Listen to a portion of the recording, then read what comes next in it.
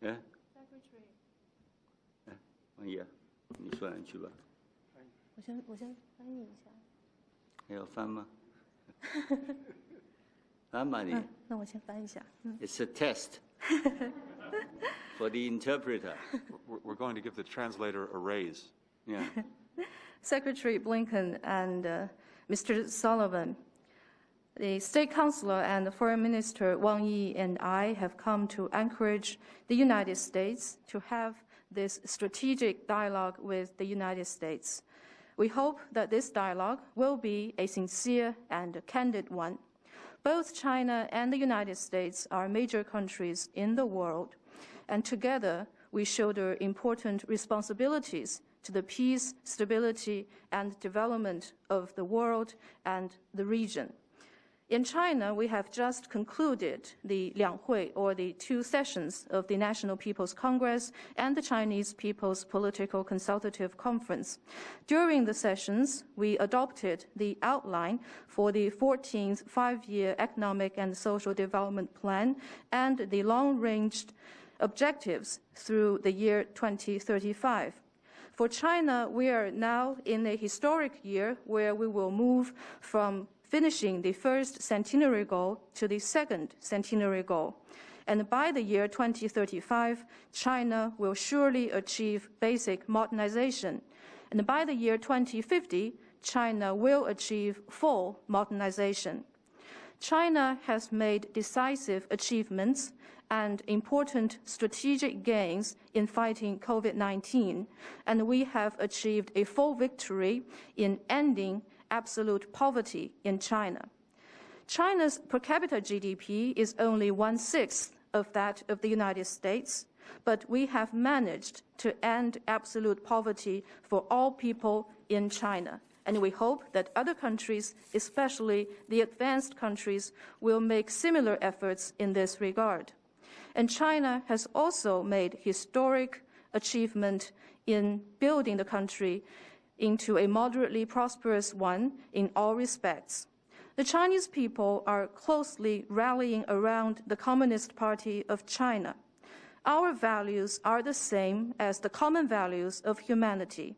Those are peace, development, fairness, justice, freedom, and democracy.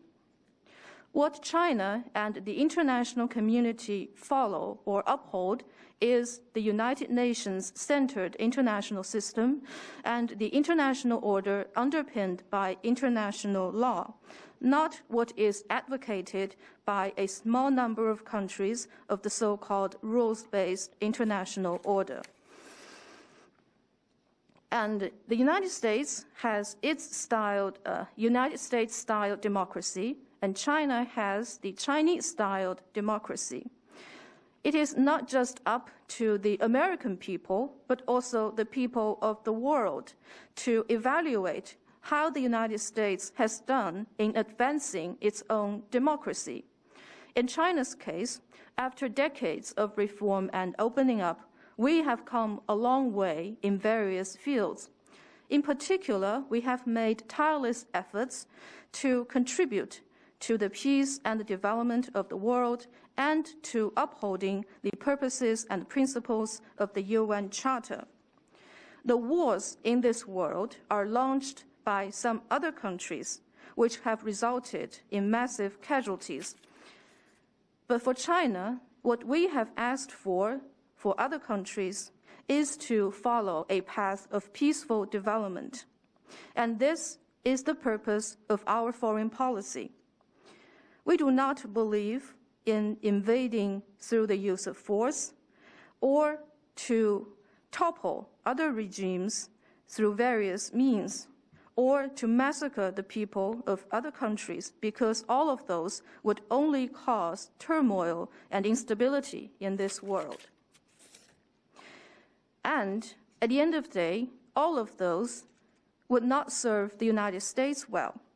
So we believe that it is important for the United States to change its own image and to stop advancing its own democracy in the rest of the world. Many people within the United States actually have little confidence in the democracy of the United States, and they have various views regarding the government of the United States. In China, according to opinion polls, the leaders of China have the wide support of the Chinese people. So, no attempt to... 美国的民调 The opinion polls conducted in the United States show that the leaders of China have the support of the Chinese people. No attempt to smear China's social system would get anywhere. Facts have shown that such practices would only lead the Chinese people to rally more closely around the Communist Party of China and work steadily towards the goals that we have set for ourselves. In 1952, China adopted its first 5-year development plan, and now we are into the first year of the 14th 5-year development plan. We will continue along this path step by step. China's development is not just about delivering benefits for the people of China, but also about contributing to the development of the world in the 21st century. China and the United States are both major countries and both shoulder important responsibilities. We must both contribute to the peace, stability, and the development of the world. In areas such as COVID-19, restoring economic activities in the world, and responding to climate change, there are many things that we can do together and where our interests converge. So what we need to do is to abandon the Cold War mentality and the zero-sum game approach. We must change the way we think and make sure that in this century, the 21st century, countries, big or small, particularly the big countries, should come united together to contribute to the future of humanity and build a community with a shared future for humankind. It's also important for all of us to come together to build a new type of international relations featuring fairness, justice, and mutual respect. And on some regional issues, I think the problem is that the United States has exercised long-arm jurisdiction and suppression and overstretched the national security through the use of force or financial hegemony. And this has created obstacles for normal trade activities, and the United States has also been persuading some countries to launch attacks on China. And as for China, we believe and we have handled import and export-related issues according to scientific and technological standards. Secretary Blinken, you said you just came back from Japan and the ROK. Those two countries are China's second and third largest trading partners. ASEAN has now become China's largest trading partner, overtaking the European Union and the United States. So we do hope that the United States will develop sound relations with all countries in the Asia-Pacific. We should have many mutual friends. This is the right way forward in the 21st century. On the eve of the Chinese Lunar New Year, President Xi Jinping and President Joe Biden had a phone conversation. The two presidents agreed to step up communication, manage differences, and expand cooperation between our two countries. We are having this dialogue today to follow up on the common understandings of the two presidents reached during their phone conversation, and having this dialogue is, in fact, a decision made by the two presidents. So for the people of the two countries and the world, they're hoping to see practical outcomes coming out of our dialogue. And for Xinjiang, Tibet, and Taiwan, they are inalienable part of China's territory. China is firmly opposed to U.S. interference in China's internal affairs. We have expressed our staunch opposition to such interference, and we will take firm actions in response. On human rights, we hope that the United States will do better on human rights. China has made steady progress in human rights, and the fact is that there are many problems within the United States regarding human rights, which is admitted by the U.S. itself as well. The United States has also said that countries can't rely on force in today's world to resolve the challenges we face. And it is a failure to use various means to topple the so-called authoritarian states. And the challenges facing the United States in human rights are deep-seated. They did not just emerge over the past 4 years, such as Black Lives Matter. It did not come up only recently. So we do hope that for our two countries, it's important that we manage our respective affairs well, instead of deflecting the blame on somebody else in this world. And for China, we will manage our own affairs well, and we hope to deliver a better life for our 1.4 billion Chinese people. This is the goal of China's diplomacy. And also, we will make our contribution to the peace and stability of the world. Since breaking the ice between our two countries in our engagement several decades ago, China and the United States have achieved a lot together. This is the result of the concerted efforts of the people with vision of both countries, and this has been hard-won achievements. Although so much has changed in this world, it is important that our two countries think about how we can work together and expand our cooperation under the new circumstances. If there is competition between our two countries, I think the competition focuses on the economic aspect. And in this area, as I have said just now, for frictions in our economic engagement, it is important to respond to them in a rational way and seek win-win results.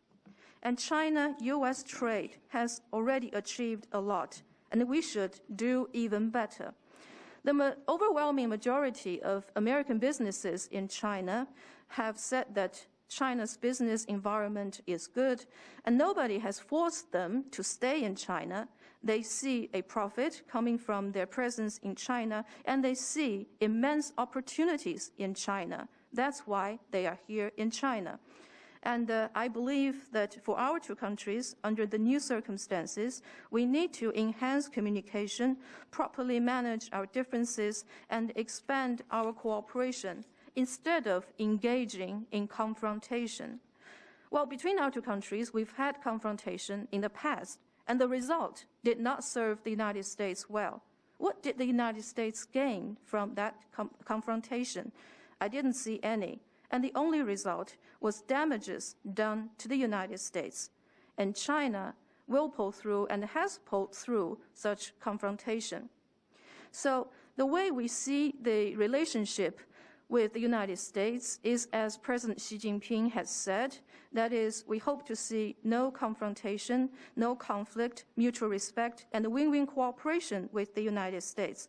And actually, during the phone call between the presidents, President Biden himself also talked about the importance of having no conflict or confrontation between our two countries. So at our level, I think it's vital that we do everything we can to fully and faithfully follow up and implement the understandings reached between our two presidents and bring back China-U.S. relationship to the track of sound and steady growth. 关于所谓这个网络袭击问题，我想想，网络袭击的能力使用方面，美国都是冠军。On cyber attacks, let me say that whether it's the ability to launch cyber attacks or the technologies that could be deployed, the United States is the champion in this regard.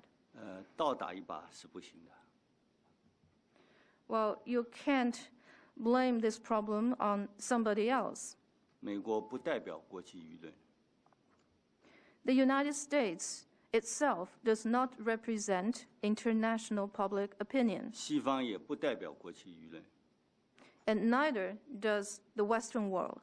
无论是从人数上来讲，还是从世界潮流来讲，西方的舆论不能被认为是国际舆论。 Whether judged by population scale or the trend of the world, the Western world does not represent the global public opinion. 所以，我们希望美国在讲什么普世价值啊，什么国际舆论的时候啊，想想自己啊心里是不是踏实？因为你们不能够代表，你们只能代表美国政府。 So we hope that when talking about universal values or international public opinion on the part of the United States, we hope the U.S. side will think about whether it feels reassured saying those things, because the U.S. does not represent the world, it only represents the government of the United States. 我认为世界上绝大部分国家不承认美国所说的普遍价值，不承认美国的言论就是国际舆论，不承认少数人制定的规则就是所谓以规则为基础的国际秩序。 I don't think the overwhelming majority of countries in the world would recognize that the universal values advocated by the United States or that the opinion of the United States could represent international public opinion. And those countries would not recognize that the rules made by a small number of people would serve as the basis for the international order. 因为两位的开场白与众不同，所以我的开场白恐怕跟一般的开场白也稍稍不同。 Oh, because, Mr. Secretary and NSA Sullivan, you have delivered some quite different opening remarks. Mine would be slightly different as well.